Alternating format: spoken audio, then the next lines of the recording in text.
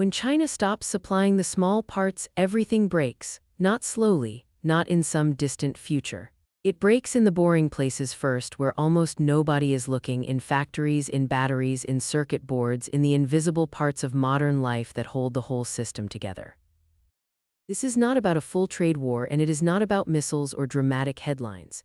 It is about something much more fragile, the hidden supply chain that makes phones, cars, batteries, weapons, and machines possible.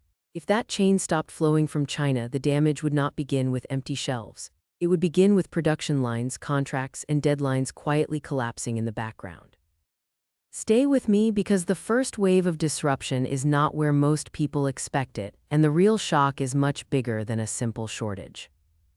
In the first 30 days, the public would still see store shelves mostly intact. That is the trap. The crisis does not start at the retail level. It starts upstream, where automakers, electronics firms, and industrial suppliers suddenly realize they are missing inputs that are cheap individually but impossible to replace at scale. A small connector, a specific battery chemical, a magnet with the right performance, a component buried deep inside a larger assembly. The parts nobody talks about are usually the ones that matter most. Rare earth magnets, battery chemicals, connectors, printed circuit board inputs, and low-profile electronic subcomponents become the real bottlenecks.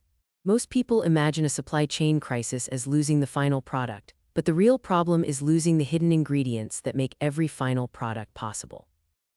If this is starting to sound bigger than a trade issue, it is. And if you want more breakdowns like this, subscribe and follow now, because the next part is where the disruption becomes impossible to ignore. The first sectors to feel the hit would be cars, defense, and consumer electronics. Electric vehicles would be one of the earliest casualties, because batteries and magnets sit at the heart of the entire production chain. A company can have the design, the capital, and the demand and still be stuck because one critical input is missing. Defense contractors would face a different kind of pain. Then comes the scramble to replace China, and this is where the story gets expensive. Governments would talk about reshoring, friendshoring, diversification, and industrial independence. All of that sounds strong in a speech. In reality, it moves slowly. Mexico, Vietnam, India, the United States, and parts of Europe could all absorb more production, but not at the speed needed for an immediate replacement. Factories do not appear overnight. Skilled workers do not appear overnight. This is the moment most people miss. The danger is not only the shortage, but the price of trying to escape the shortage. If you want the next breakdown, keep watching, because the winners are not always who you think. And then the crisis stops being only a loss and becomes a redistribution of power.